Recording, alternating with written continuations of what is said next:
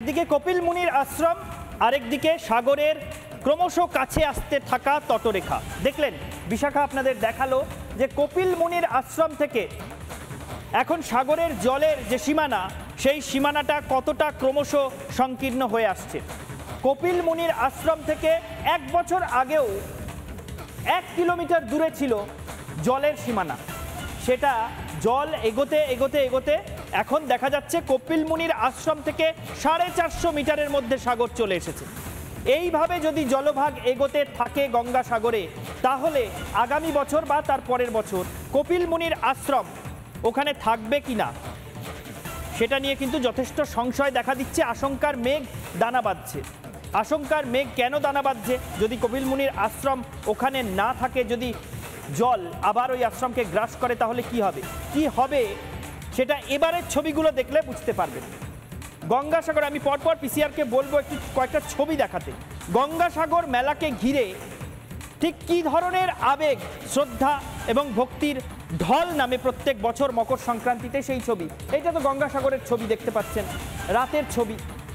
কিভাবে একটা জমজমাট শহরের মতো, বিশাল শহরের মতো, গঙ্গাসাগর কোথায় অবস্থানটা নিশ্চয়ই অনেকেই জানেন। গঙ্গাসাগর কিন্তু একদম পশ্চিমবঙ্গের শেষ প্রান্তে, শেষ দ্বীপটা, পশ্চিমবঙ্গের যে বদ্বীপ অঞ্চল, সেই বদ্বীপ অঞ্চলের একদম শেষ দ্বীপটা হচ্ছে গঙ্গাসাগর। সেইখানে এই যে আলোর মেলা বসে গিয়েছে, জমজমাট একটা মেট্রোপলিটন সিটির মতন চেহারা নিয়েছে, সেই ছবিটা দেখুন। এই হচ্ছে গঙ্গাসাগর, একটা মকর সংক্রান্তির মেলাকে ঘিরে এই রকম। এটা এই রাত্রিবেলা যদি দেখেন, তাহলে এটা গঙ্গাসাগর নাকি এটা উজ্জয়িনীতে মহাকালের শহর, নাকি বারাণসী, এইভাবে দেখে কি বুঝতে পারছেন? গঙ্গাসাগর এইভাবেই সেজে ওঠে মকর সংক্রান্তির এই মেলাকে ঘিরে। 45 লক্ষ পুণ্যার্থী এই বছর ইতিমধ্যেই চলে এসেছেন গঙ্গাসাগরে।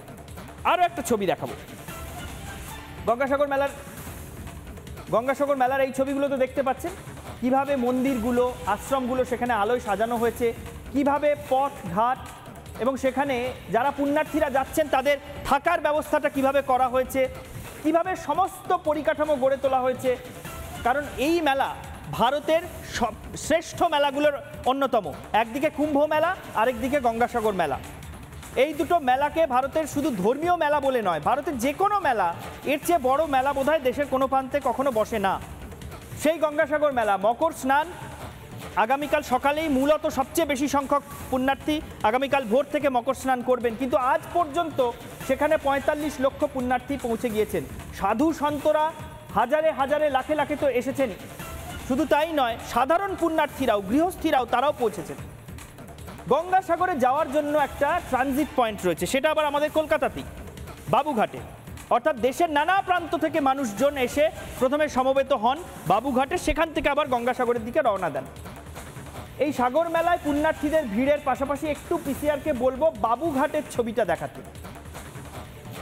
বাবুঘাটে এই যে ছবিটা দেখছেন, এটা কিন্তু গঙ্গাসাগর মেলার নয়, এটা বাবুঘাটের ছবি। সাগর মেলার যারা পুণ্যার্থী, তারা সবাই কিভাবে এসে কলকাতায় ভিড় জমিয়েছেন বাবুঘাটের কাছে। প্রত্যেক বছর এই ভিড়টা জমে, এটা এই বছর নতুন কিছু নয়। প্রত্যেক বছর এই ভিড়টা জমে কলকাতার ওই অংশটা গঙ্গার তীর বরাবর পুরোপুরি পুণ্যার্থীদের দখলে চলে যায়। মেলা গঙ্গাসাগরে যেমন হয়, একই রকমভাবে মেলা বসে যায় এই শহরের বুকেও। অর্থাৎ বোঝা যাচ্ছে একটা মেলাকে ঘিরে দেশের নানা প্রান্ত থেকে কিভাবে মানুষের সমাগম ঘটে। যদিও গঙ্গাসাগর যেহেতু অত্যন্ত দুর্গম, সেটা যেহেতু একটা দ্বীপে অবস্থিত, সেখানে পৌঁছানোর জন্য যেহেতু ঘন্টার পর ঘন্টা লাইন দিয়ে ভেসেলের জন্য অপেক্ষা করতে হয়, যাওয়া আসা কোনোটাই যেহেতু সহজ নয়, দেশের শেষ প্রান্তে বঙ্গোপসাগরের বুকের মধ্যে জেগে থাকা একটা দ্বীপে যেহেতু এই মেলা বসে, তাই বলা হয় প্রবচনে যে সব তীর্থ বারবার, গঙ্গাসাগর একবার। কিন্তু সেই একবার তীর্থ করতেই যত মানুষ আসেন, তাতে বুঝতে পারছেন যে গঙ্গাসাগর মেলাকে ঘিরে দেশবাসীর, ভারতবাসীর, সনাতন বিশ্বাসীদের আবেগ, উৎসাহ, উদ্দীপনাটা কতটা। সুতরাং এই মেলাকে নিয়ে যদি সংশয় তৈরি হয়, যদি কপিল মুনির আশ্রমটা জলে তলিয়ে যায়, সাগরের তলায় চলে যায়, তাহলে কত মানুষ আশাহত হবেন এবং পরের বার মেলা কিভাবে হবে তা নিয়ে প্রশ্ন থেকেই যায়। সে নিয়ে বিশদে আপনাদের দেখাবো আমি আর বিশাখা।